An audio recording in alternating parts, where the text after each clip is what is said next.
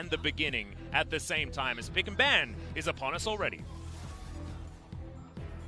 We zoom out to patch 9.1. 9.2 not live in Korea just yet, and of course we have a week before patches could even be considered here, so we'll see what happens in week number 3 for the entire week 2, which runs from today, Wednesday, until Sunday. We patched 9.1, no champions disabled, only champion banned so far, and we were discussing this. Rakan is certainly jumping way up. It's first round on either the blue or red side. Now it's a first round ban.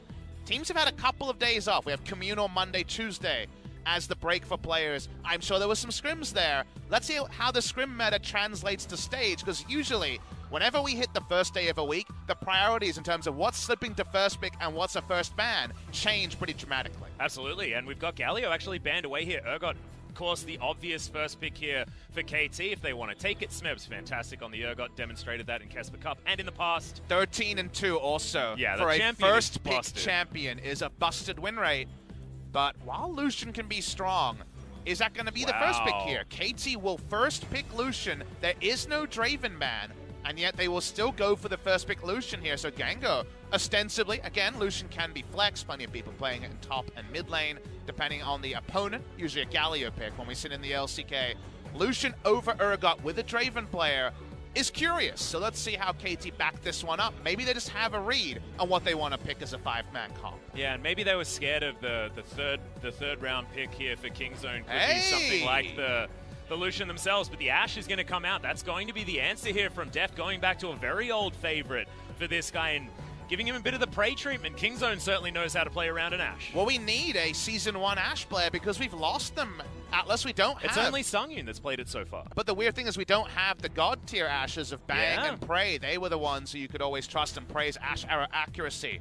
Always going to be something to be ecstatic about. Deft has played it in and out of meta, but certainly isn't respected the same level with the arrow at least. Perhaps he can rewrite that with some of his peers removed.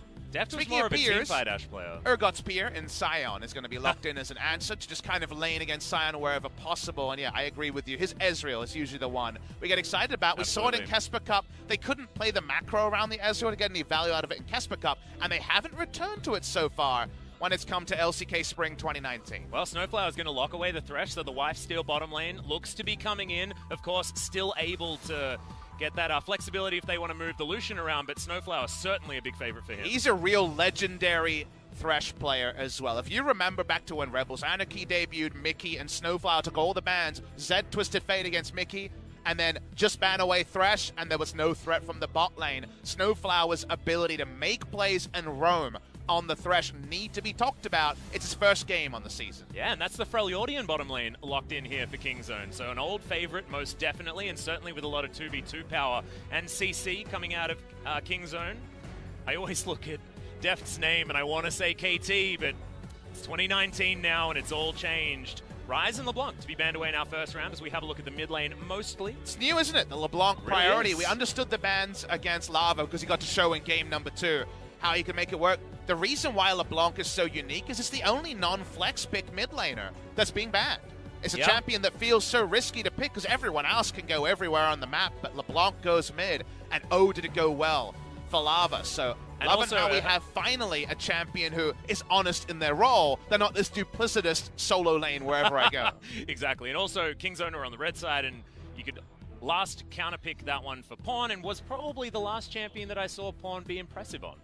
To be perfectly honest, he was doing some real funny business in the enemy base, taking inhibitors and just being deceiving in general. I'm going to always remember Pawn for beating LeBlanc, because of course the famous MSI 2015 final game as Morgana.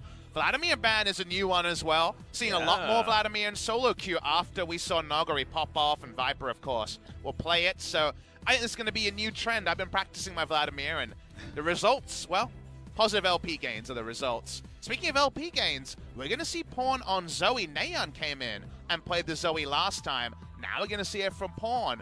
See if he can actually remake his debut on the Zoe after being away from Zoe as a pick for quite a while. And also will mean that we're going to be last picking for Cuz as well as Score. Hovering, something he's been practicing a lot in the Karthus.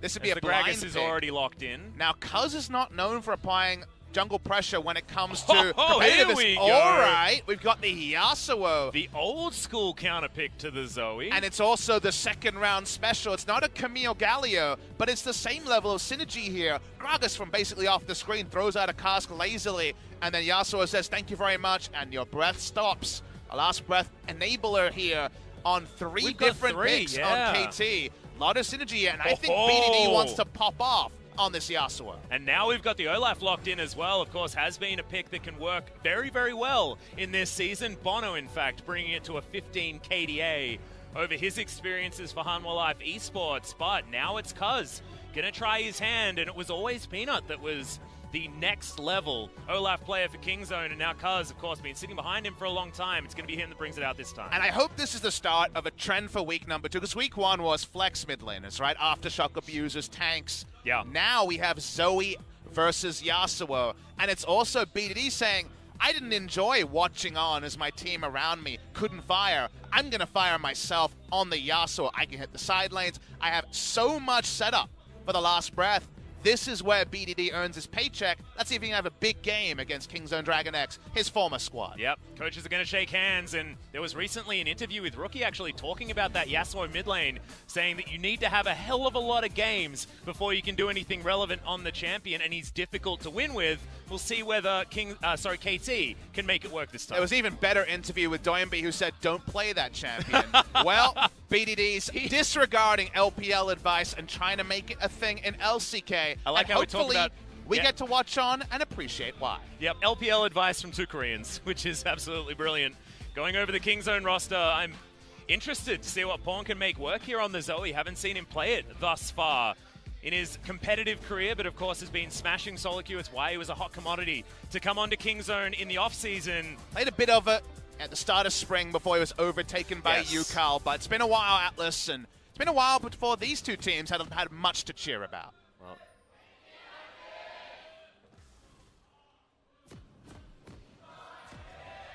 Well, you can see KT certainly still has the big name when it comes to the fan cheers. You can see the teams already. Kingzone actually grouped as 5, looking to put some pressure on to KT in the early stages of the game. And when you got a Braum, certainly is something that you'd want to do. Championship Thresh there, going to get tagged by the Winter's Bite. But just going to be able to get some deep vision down. Score actually not opting in to go and get some wards on the red just yet. There is that Yasuo, no skin necessary. BDD making this game all about him. Such as Yasuo, we've all played solo queue. Yep. It's always about the Yasuo, whether on your team, the enemy team, whether they're winning or losing. They dominate the conversation. So let's see if he can hit the Rift aggressively, because it will take time for Score and BDD to actually be a respectable 2v2. You're more thinking about post-level 6 for Gragas for the actual 2v2 to go the way of KT. And also, I really love that this Olaf was picked up, because one of the reasons why the Olaf was strong, because he was playing it into Score. Bono was actually the one that was able to get the jump on Score, and challenging him in the early game seemed to be a really good way of taking KT down and removing their biggest weapon, which is Score and his control around the map. And good news, BDD and Pawn will have a weapon, one of them, by the end of this game, because BDD, even though he plays a lot of Yasuo in solo queue, 0-3 on Yasuo, and Pawn, with a good KDA, 0-2. On the Zoe, so someone has to win when it comes to match score, when it comes to mid lane matchup. Hopefully the results will be explosive. Well, I mean, one of these teams also has to win a series in 2019 as well, so the good news will certainly be there for one of our squads, and the 0-3 news will be there for another one. What Thresh skin? Is this a new chroma? Is that the Championship Thresh? It doesn't look like how I remember it looking. Yeah. There's definitely not Samsung White going on here, but no. Snowflower, we always defer to him on all matters Thresh. Opening up in the 2v2. Now, Ashe has chosen into Lucian because of the amount of outranging you can actually poke back. You don't want to take the full press the attack trade, but you just want to poke as much as possible. And also to allow Cuz to do his thing, because from level 2 onwards, Cuz invades, and while he's spotted on a ward, they should overall have much more information about Gragas' path than is available on Olaf's. And you can see Rascal already moving down just to try and see whether Score is going for that Rift Scuttler. It was a little bit off time, but you can see that Kingzone do want to make sure that Score doesn't have much leeway around this jungle. I actually really do like the Ashe here in the laning phase. Up against the Lucian, she's always been pretty good just at laning in general, with that volley spam that you can just throw out and make sure that your opponent is harassed. Score a little bit upset that there's no red buff here, so most likely going to get 3 buffed because he chose the wrong big buff to go for, as the blue is the only one still standing here on the And on Rascal side and the side of Kingzone, I think, are pretty ahead of this. Now they have, of course, the map hacks and the superior level 1 in order to know Score's path. Score is on a Predator jungler, so remember, has no keystone until he backs and gets boots. So you're always in a weird spot here trying to halve as many camps as possible in a jungle skirmishing disadvantage. And you like Zoe and Olaf proactively. Given how much time Olaf's been on the enemy side of the jungle, proactive is certainly from the start of the game. Yeah, absolutely. It feels like they've traded sides of the jungle, actually, as Score is going to do basically a full clear around the empty red buff pit. So he will still be certainly up there when it comes to the camps, but just not quite as many buffs to be taken here from the jungle Gragas. Horn is very far down the lane, but should again know that Score is above him. See what he opts into here, because he's being relentlessly aggressive, and I do like to see the aggressive streak out of Pawn and Cuz so far in this game, because Kingzone definitely had some issues around that. Speaking of aggression. Yeah, in a whole lot of trouble. There's the corrosive charge, and Rascal able to get the last auto attack. Can he get in there? No, he can't. The flash away from Smeb, but that is dominance from Rascal here in this lane. It's also a really poor map read from Smeb to be that far up, and just in general not have the health bar to support it. Basically feels like a free flash, an unforced error. When it comes to lane spacing from Smeb, I guess he wants to the push. He wanted the shove back, but in the end, he gives up his summoner. Yeah, and unforced errors was something we were talking about, and you sort of coined last year. It wasn't something that we've often spoken about when we're referencing Smeb and his play. He's just not one to do that. Khan maybe certainly has times where he goes overly aggressive, maybe plays a little bit arrogant, but Smeb often cool-headed. Very, very strange to see that one as BDD trying to get aggressive here up against Pawn, but Pawn's going to use basically the last of his mana and shoots him with his Super Soaker. Honestly, 2018 was a pretty weird year for Smeb. If you remember, in spring, he was playing tanks like Maokai way out of meta because he was transitioning to the shot caller role of KT Rolster as he became the true captain after it was more of a shared responsibility in 2017. And then come summer, he had some great moments, but in general, I think it was defined by his individual play falling away for his team play to be really accentuated. And look, at the end of the day, they were summer champions, but it wasn't with Smeb being impressive. Now Smeb, at times shouldering more responsibility, is finding it hard to shift between identities, and his ability to match tanks with carries were the dominant story about him and his rise to that superstardom in the top. Yeah. Well, it still has an opportunity. Of course, that's just a flash on cooldown. He's 5 CS behind. Nothing to worry about here up against the Urgot. So far, the Cuz is continuing to just obliterate Score's jungle. Lots of vision here around the top side of the map as well, which is exactly where they want it, given the fact that Smeb is the one without a flash. There's the flash in Disdain, there to bring Smeb further back into the lane, and I have a feeling he's not going anywhere. Cuz picks up his axe, and he's going to continue slowing down this Scion. He'll be able to take care of some minions, but that is first blood going to Kingzone, and the first that KT has missed out on. Legit no counterplay, and love that Cuz in the right place at the right time. Rascal gives him the call and says he's got no summoners, no ultimate, no chance. Goes in with the flash there, no way out with the perma-slow from Cuz. Clean stuff, and they don't even have to use the Predator from Cuz to make it happen. Yeah, I also want to have people go back and look at the early game and the pathing that Cuz chose, because he basically obliterated exactly what he wanted to in Score's jungle, gave nothing away himself, and now has a big camp lead to the tune of about 3 camps, as we're going to see this one yet again. It's just beautiful jungling so far from Cuz, and this was too easy.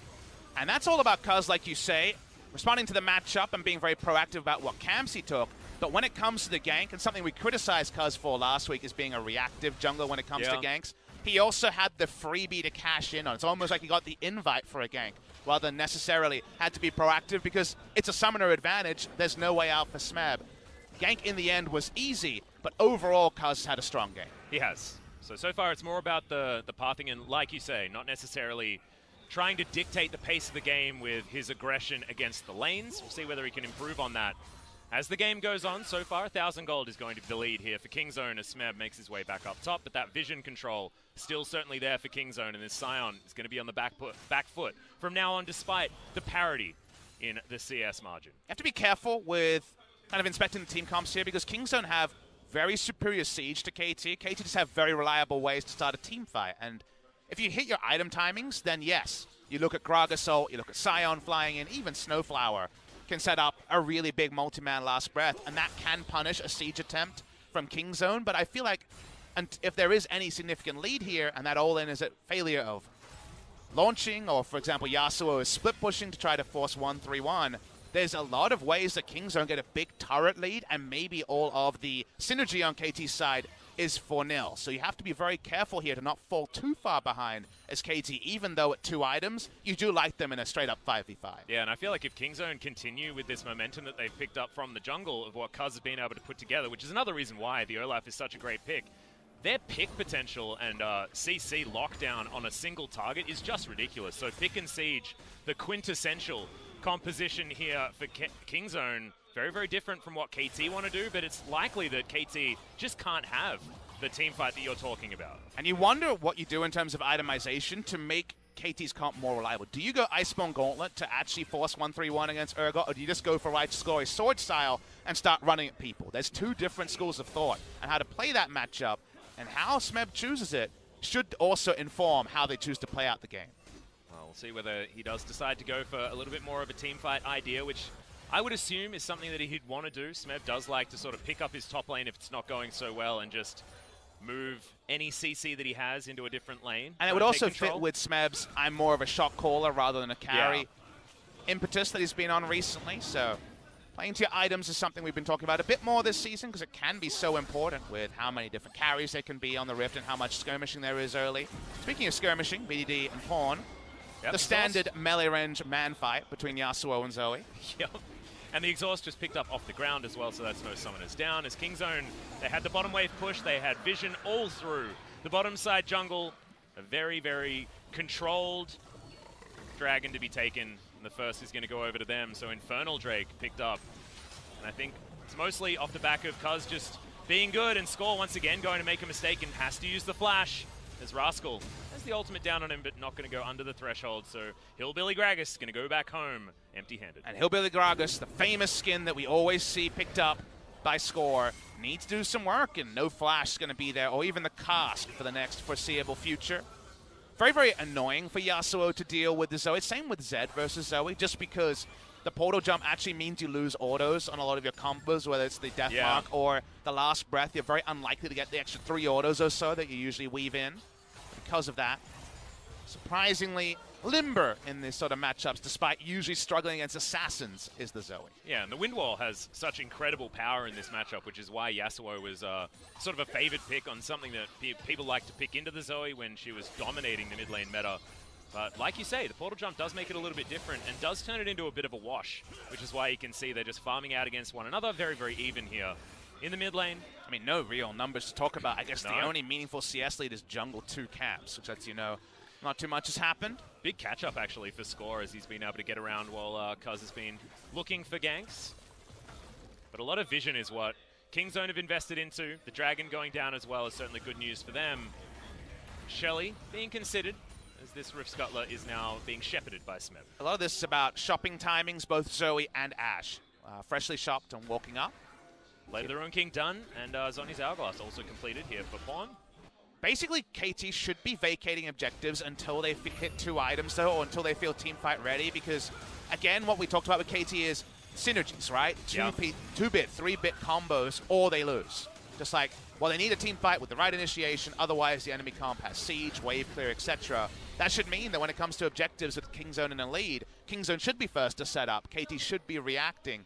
KT need to navigate to times where KT aren't in position. So because of all of that, Kingzone move forward. They take the second big objective. Infernal and Rift Herald are really nice pickups for 11 minutes 50, and we'll see if a pre-14-minute charge can mean that the gold lead balloons for Kingzone from that Rift Herald turret plating interaction. Yeah, I'm actually surprised that Cuz didn't pull the trigger almost immediately there. That would have been a lot of turret plating to go down, as we've only got 2 minutes left before that is going to drop. Kango here on the bottom side of the map will meet Rascal as Shelly finally does come down as the minion wave is set up just nicely, and Deft is going to get delivered so much of this plate gold. Very reminiscent of how Kingzone were playing in the Kesper Cup. That was about 500 gold. That's just ridiculous to score with a defensive ult trying to get Rascal out of the way, who's just been the bane of his existence as he tries to get some of these camps back, and Deft is looking to try and take down this turret right now. It's so funny he can push back Shelly there with the Roar of the Slayer. Shelly actually loses autos. That might actually mean the turret lasts a couple of seconds longer, which you'll take in any case. Speaking of turrets lasting a while, this one's being wailed away upon. Yeah, Score actually decides against it here as Smeb finds Cuz in his lane. Tusin's going to turn up as well, but I think the minion wave is enough to block any Winter's Bites. The Kingzone looking like they want to continue pushing or at least crash this wave into the turret. Very reminiscent, again, of Kesper Cup. 2 games in a row, and their 2 losses, they did the strategy of giving Deft the entire gold on Ezreal. This time he's on Ashe, but 2-item Ashe, get a Hurricane in there. Dude. And if you fail that first engage from KT, Hurricane Ashe is going to be pretty unanswerable. This is something that Kingzone, we talked about as a very Deft-focused lineup on paper. It's no surprise they're trying to give solo Rift Herald gold. When it comes to turret plates to Deft, this was nerfed on patch 9.1, but they still were able to navigate enough members away to give Deft all the gold. Wielding Deft as a weapon is something they couldn't do in Kesper Cup. Let's see if they can do it better in LCK Spring. And nor were they able to do it in week 1 as well. Deft certainly looked like he was able to be a weapon, but just didn't quite get drawn out of the scabbard in any of their first matchups. This theoretically going to be an easier one, which is just such a weird thing to say when you're talking about KT. The Summer Champions, it's a very different roster now, though. Now that Deft has been unlocked and has so much extra gold, of course, goes back, buys himself a glove, a sword, and some pretty sweet-looking new boots. It's a lot of extra money now put into this Ashe. You can move her around. I want to see what the first arrow is going to bring us. Now, the issue at Kesper Cup was Ezreal got all that gold bot lane, rotated first top with 2 items, and then just kind of farmed it out with the enemy AD carry top and never could wield the lead. They get the second turret, or the top turret fast enough, and finally, we had Ashe mid lane, potentially as a quarterback for moments like this. Ashe should be the winner here, but Pawn is pretty overextended.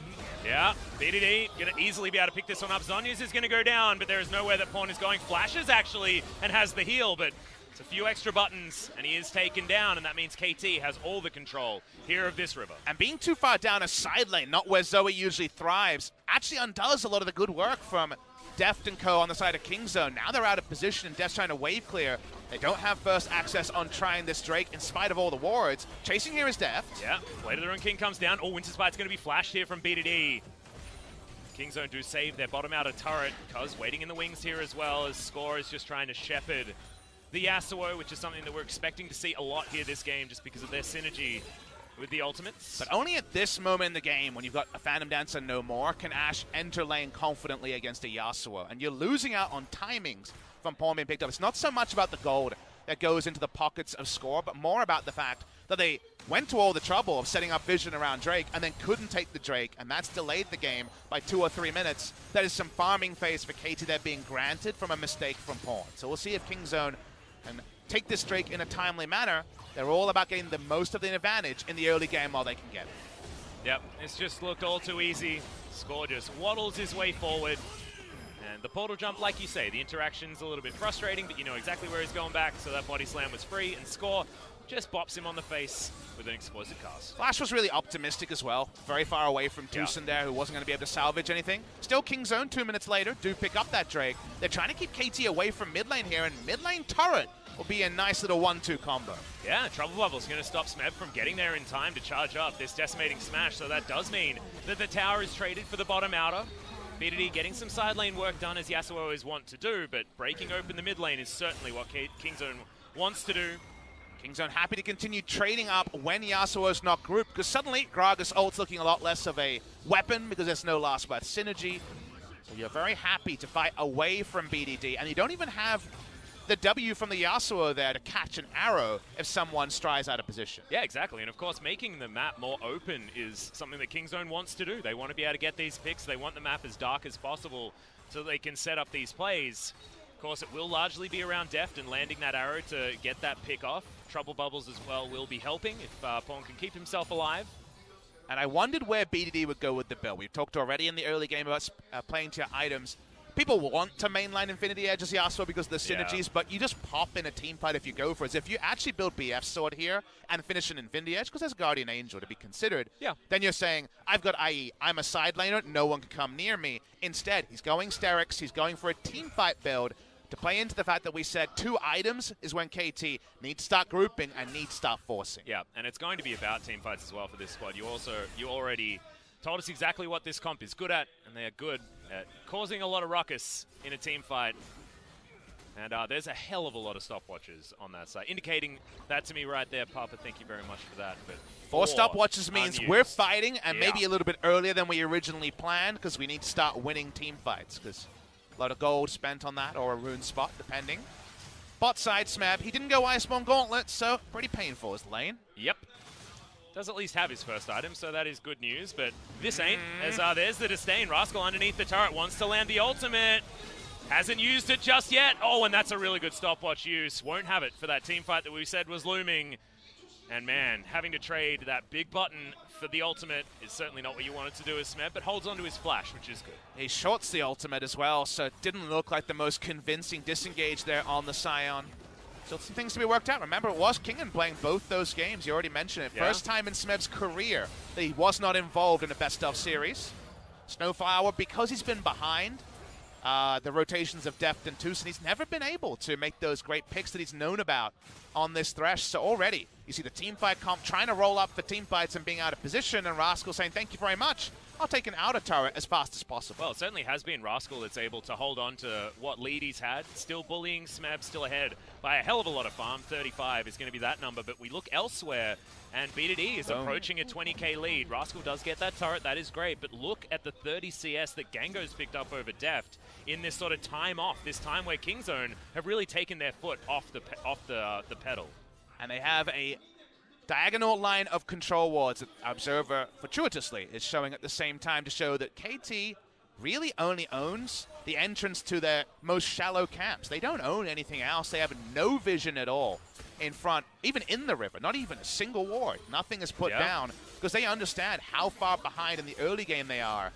So hitting and hoping, you know, doing your best Babe Ruth impression of pointing to a team fight and saying this is where we hit the home run is really all KT can do right now, and it's going to be risky. They're trying it. Yep, in goes the train as Tucson's going to block it. Tries to use the Unbreakable there as Pawn has to flash very early in this fight. B2D already exhausted as Tucson flashes away, and Deft way too far away. Doesn't even land the arrow as it just sails by majestically. Knock up there onto Rascal. He's just going to get booped around, but no last breath available as that was used so early, and no one going to lose their lives. The Despair actually overrode the ultimate coming in from Gragas, and he went to safety. That was very fortuitous. The hook goes wide here. KT didn't have enough vision to make this play reliably, and look at all the damage Snowflower's eating. And this is fantastic. This is what Kingzone want to do. They want to fight to break out, lots of buttons on cooldown, and then Pawn picks people off with stray paddle stars and the trouble bubbles. It's always been what these Zoe comps have wanted to do. As, that wasn't Pawn's real flash, just so you guys know. That was an imitation fast. I always check. Someone's like, wait, me too. It always freaks me out. Very optimistic there.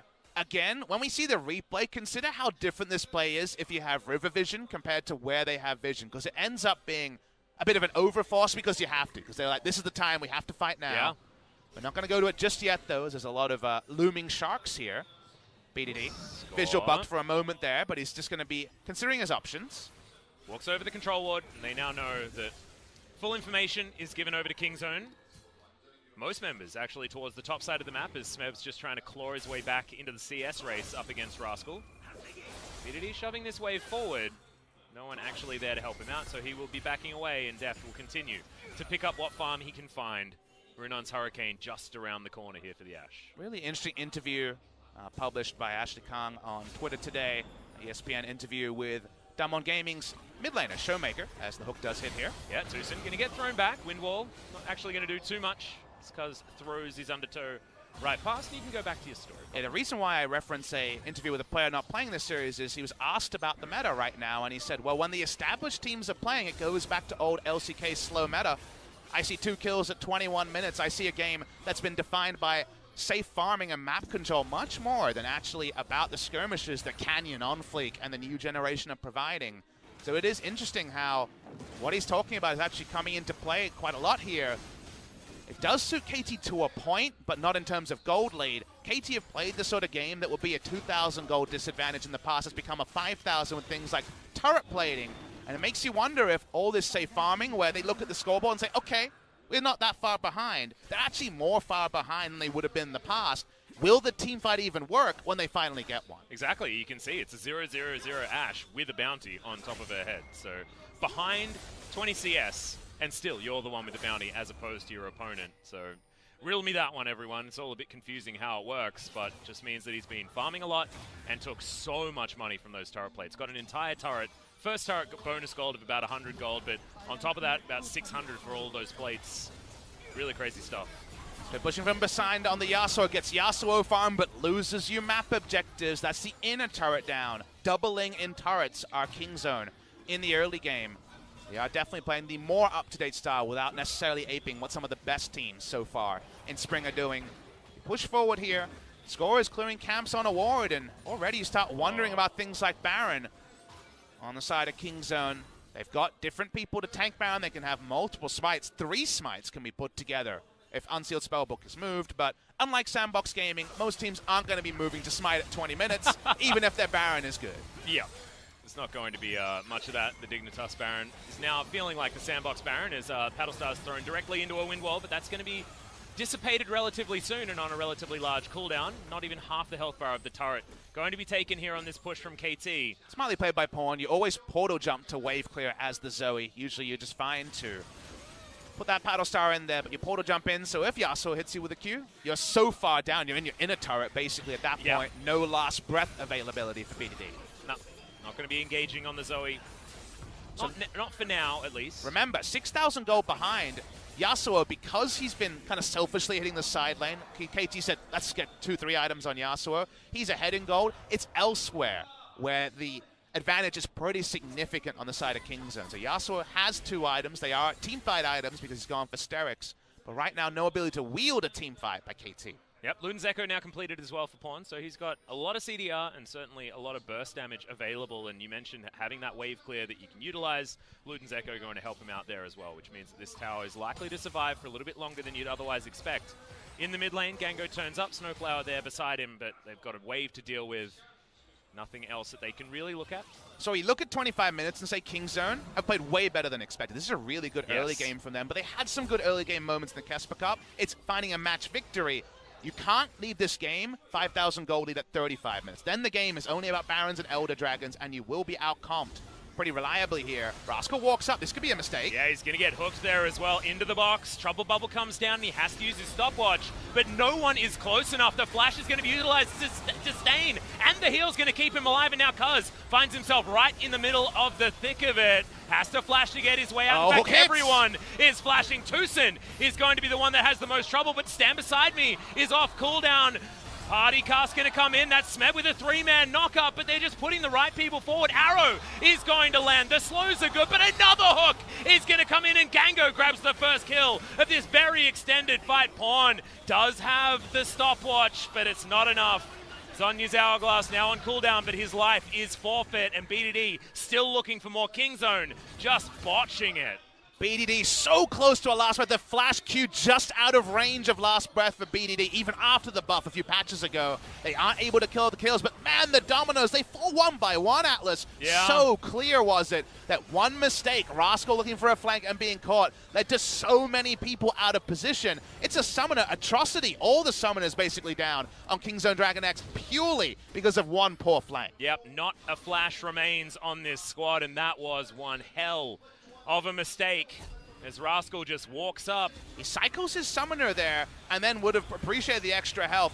Count how many hooks. Now, they're not super exciting hooks, but so many hooks in a row. Continue this on for way longer than Kingzone would have liked. First hook we saw hit.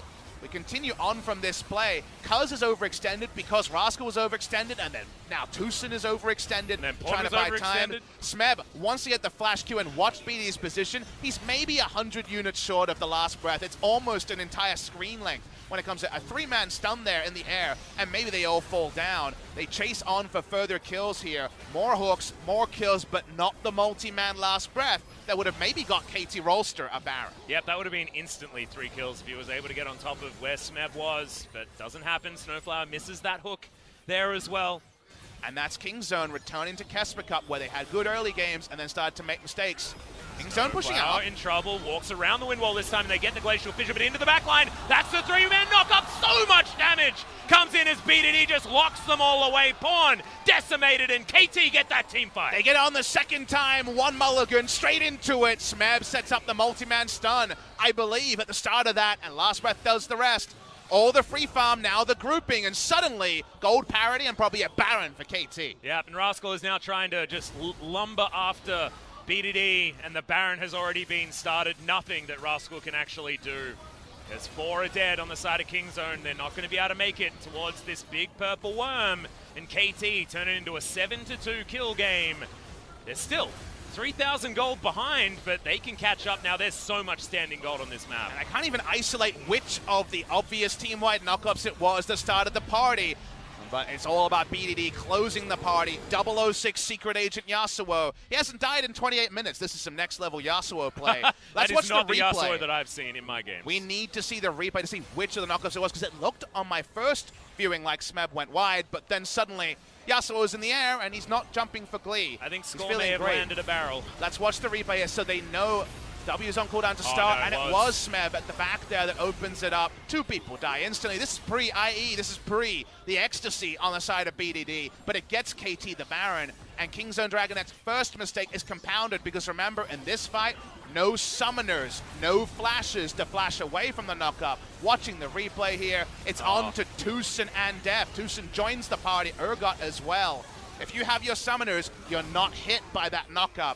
But the knockup ends the story for the side of Kingzone. Yep, all of those flashes being on cooldown certainly is what helps KT out. They'll take their first dragon after taking down that Baron. And what it does is, you know, BDD may not have that Infinity Edge, but he holds them in the air for so long that piercing light right over the top. The culling gets to full channel into the Kingzone squad. The team fight comp that we talk about for KT just working to an absolute T. That last fight, but now 5 members are looking for Smeb.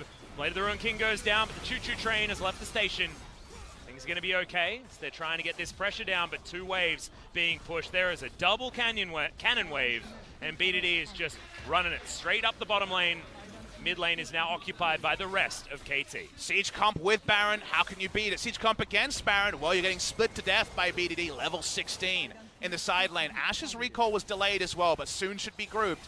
They get so much standing gold here. KT needed all this gold just to get even when it comes to the overall goal, because Kingzone was so smart about min-maxing their turret plates in the early game. Yeah, I love that, you know, that is all the turret plates that has kept Kingzone even in this game. Shows exactly how important it is to play out that early game as best as possible, or as defensive as possible, if you want to try and scale.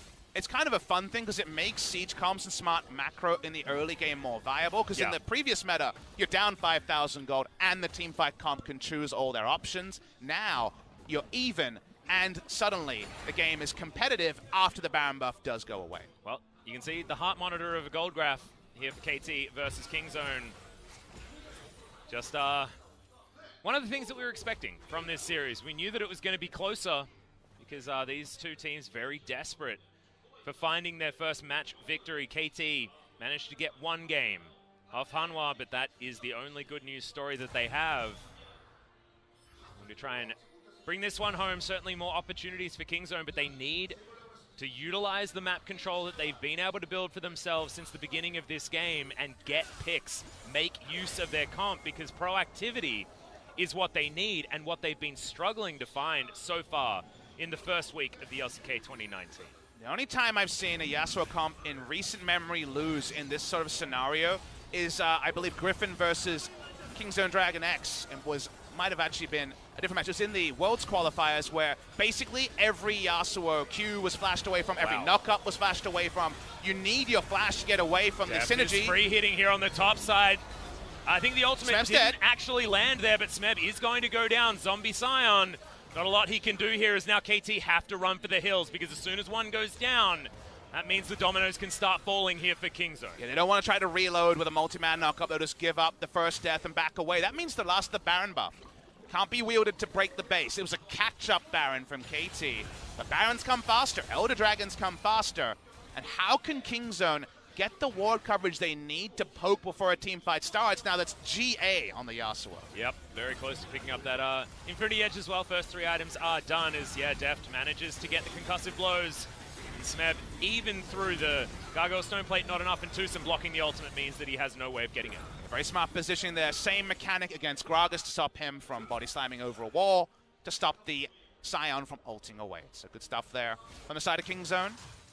Gold lead for Kingzone feels irrelevant. 2,000 gold, but the Baron throw is the thing that really allows KT to be very close in this game. We're suddenly super competitive at 32 minutes in a way that we haven't been too far so much on the new meta.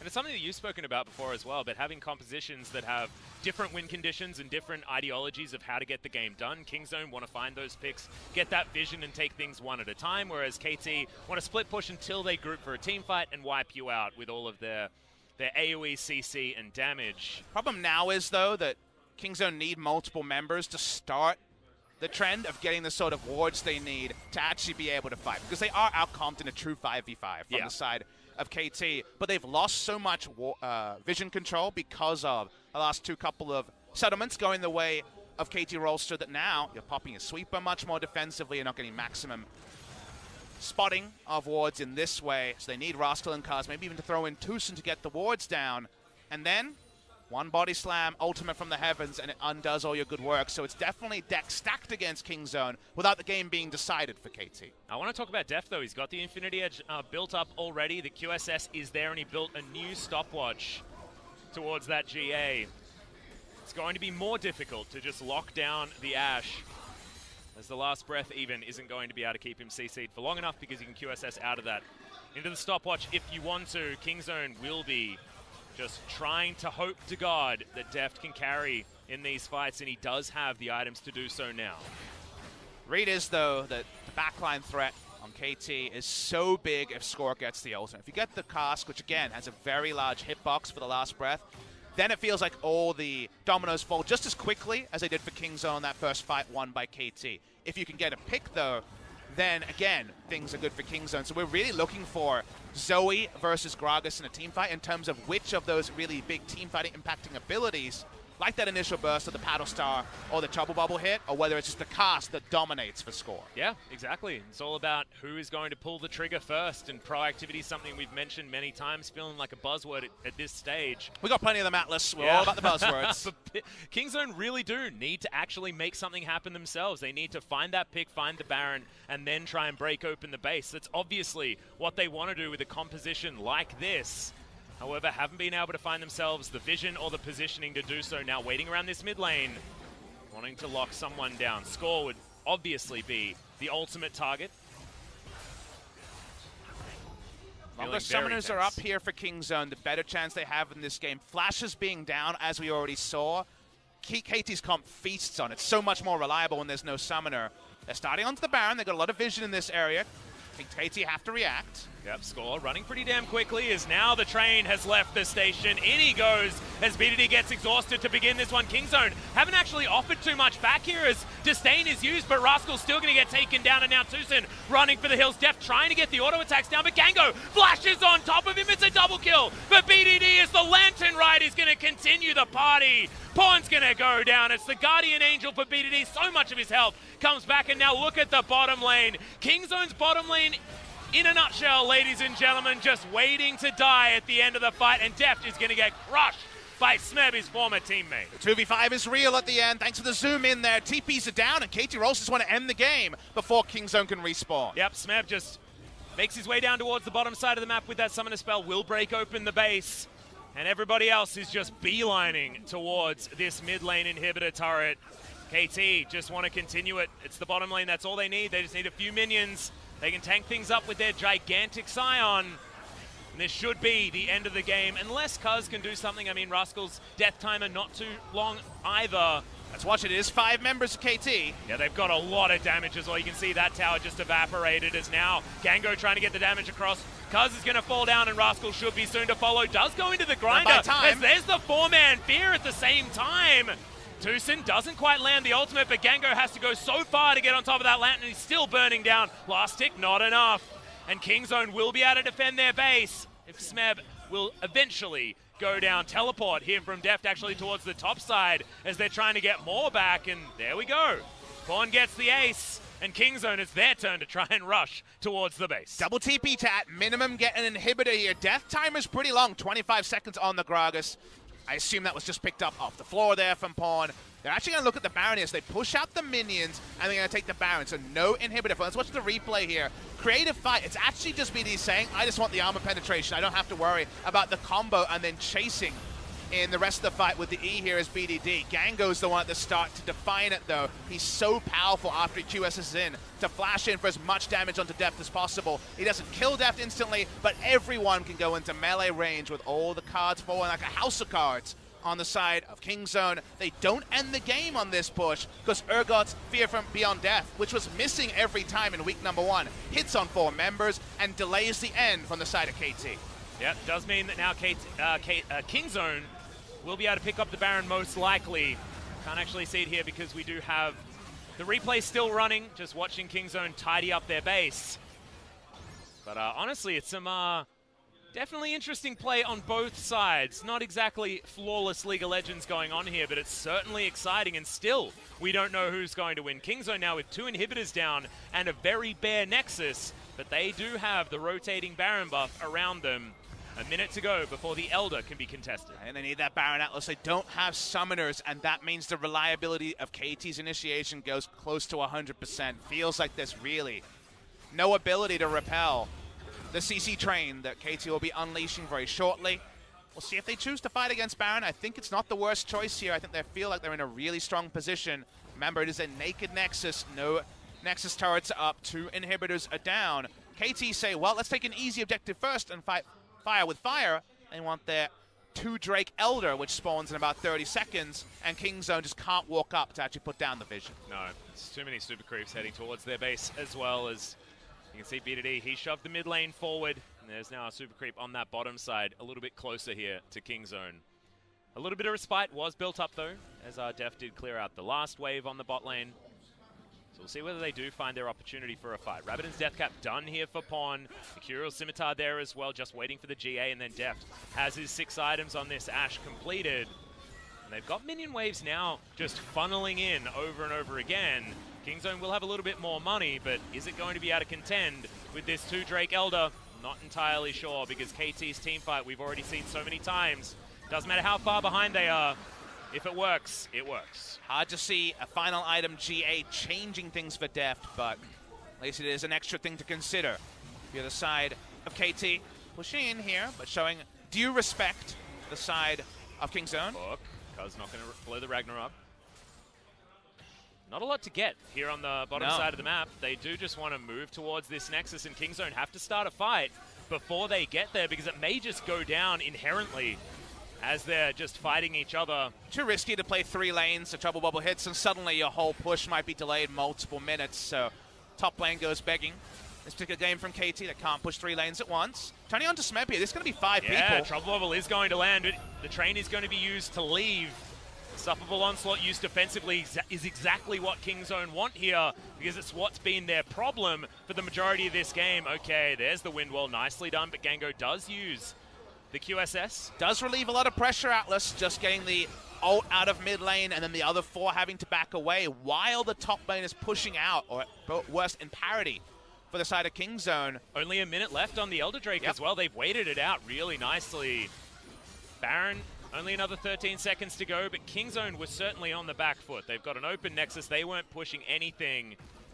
So it does work in their favor to get rid of these cooldowns. But with offset and longer timers, remember that Baron and Elder spawn every 6 minutes, and the durations are long. Real chance you get one, you get both, because you have that buff as mid lane. Yeah, Tucson has to flash, gets out of the way of the hook there as well. Doesn't quite pick the juke to Snowflower, so that is going to be Tucson surviving, but both of his cooldowns now up. Wonder how many of the spellbook charges he's got to try and refresh any of these, and he does go back to the exhaust.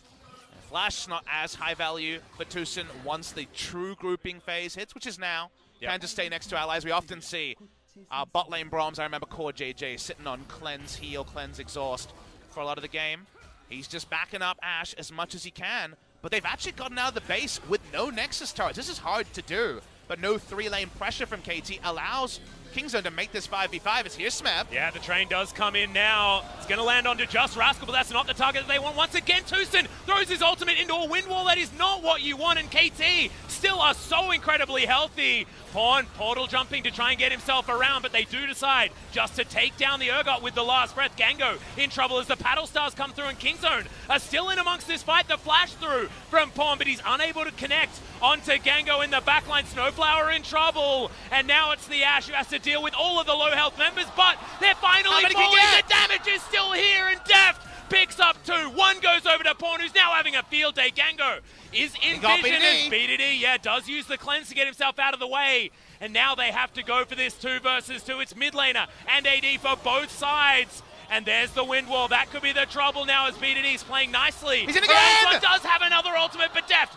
gets the cheeky auto, and Gango now finds himself 1 versus 2 and trying to get rid of these minion waves. This game is so incredibly close. It's been crazy, it's been weird, but damn, it's been exciting as Gango finally goes down, and that's the ace for Kingzone. Unbelievable. Kingzone able to win this against this team fight, and a lot of it is because of poke at the start, getting Gango low. Smeb comes in, no last breath yet. Like you say, Tusen's ult is wasted, but Rascal, obscenely tanky as we know. He's still buying time, he's still finding positioning, and notice where Deft and Pawn are. They're over a wall, no damage coming onto them from KT. So in the backline, the poke onto Gango is very relevant here. That one Paddle Star was so important as well. Pawn can't get an assassination, but low health bars when they finally get the first target.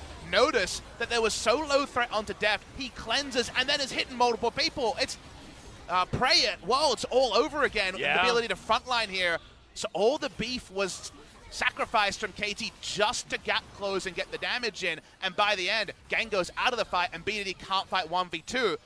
Don't tell him that. He tried real damn hard. Yeah, Pawn unfortunately unable to find the Paddle Star as B2D sort of surprised him there. The last breath looked damn cool, but Deft still had his Guardian Angel and everything. He wasn't going to go down there as Kingzone. You can see some relief on Acorn's face, but not enough. The anxiety still showing through as we've still got the game going. It's 9,000 gold the lead, and I don't even feel like Kingzone are likely to win. They're fighting against it, but credit to them. That was an outplay. They're Deft.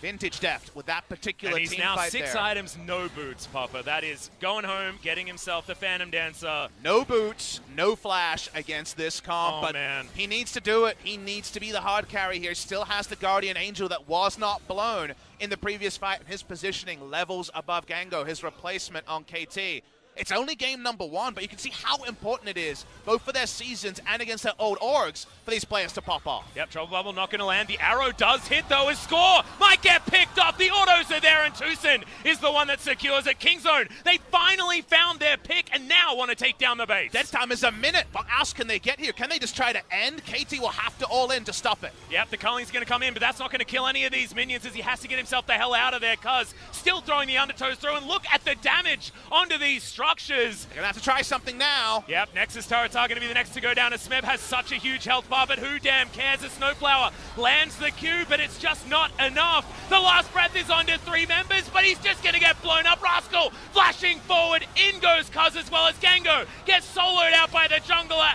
and I don't know how it happened, but Kingzone came back from the brink, came back from a Nexus under fire and 2 inhibitors down, and win game 1. Kingzone in the clutch, get it done, but oh, was it close against KT Rolls. They thought they'd had it. They rushed at that Nexus, but the Nexus doesn't go down, and then Kingzone, 2 different skirmishes in a row, outplay KT Rolster and find the game 1 victory. The action in this series is levels above what we could have expected, and both these teams desperate for their first match win. And you could feel that desperation in how that game played out as well. I was on the edge of my seat throughout the entire thing, watching Kingzone finally find the pick that they were looking for. It took them 40-odd minutes to get there, but once it happened, the game was over. And it was nice to see Deft deliver on what we remember. That was some EDG, Samsung, Blue man. Deft going on in that team fight. Epic team fighting from him to salvage what looked like an unwinnable position for the side of KT.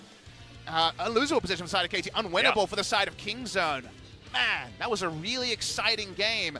KT, you have to say, the one thing that struggled the most with was the fact they couldn't push that third lane. Even though they had 2 inhibitors down and a naked Nexus, they could just never move that map spot up, because first Smeb gets caught, then Score gets caught, and the game ends in the clutch. And it felt like both of these teams' proactivity was not something that they were able to find in a lot of stages in this game. It felt like only Smeb was the one capable of pulling a trigger on both sides. Out of 10 players, it was Smeb that was able to go in time and time again until Deft pulled the trigger on the out of position Score and finishes the game off. I don't know whether this was because of not necessarily having the vision available, not having the opportunities presenting to them, but I think both of these teams needs to try and pull the trigger like a lot of these young teams have been able to do. It's why a lot of our other games with all of these new teams in the LCK are going so much faster, because they're just not scared to go in. KT and Kingzone played week 1 of the LCK with nameplates off. All those legacies meant nothing. One nameplate is activated here. You know that Def will win MVP for this game, and he looked his old self. Kingzone needed. Yep, and also there's going to be a slight change-up as well. Just a little bit of a heads up, guys. It's going to be Zenit subbing in here for KT as well. So a different AD carry, and I want to see the Sivir come back, because playing Sivir against Deft feels real spicy to me. We didn't see the Draven, but the Lucian worked till it didn't. The late game team fighting more difficult for Lucian. He made some mistakes, Gango. The poke out in that Deft team fight was pretty pivotal. I don't know how much it changes, though, Atlas, but we'll find out soon. Yeah, exactly right. So we are going to have a look at the damage numbers. Gango, like you say, did a lot of damage, but look at Deft and Pawn. 40,000 damage and 37K. That's the biggest number we've had all season now. Also, I believe the longest game we've had all season. This one crested 40 minutes here. Really exciting game. I think KT will be kicking themselves they couldn't get that third inhibitor down to make it unsalvageable, because Kingzone were fighting with a siege comp out of their base after having no Nexus turrets and 2 inhibitors down. And mostly that doesn't happen in games, because inevitably you do the checklist, the third turret, the third inhibitor goes down, and it becomes, well, if you team fight, Winion's going to do the job. Winions couldn't do it. Kingzone put up a big upset victory, especially with where the game was. Yep, exactly right. And also that Sam being caught out at the very end, I felt like that was going to be it. That was going to be it. KT should have been able to take it there, but Kingzone found pick after pick. That was 2 of them, and that was the game over. They'd set themselves up with a good early game. So, guys, game number 2 coming up right after the break.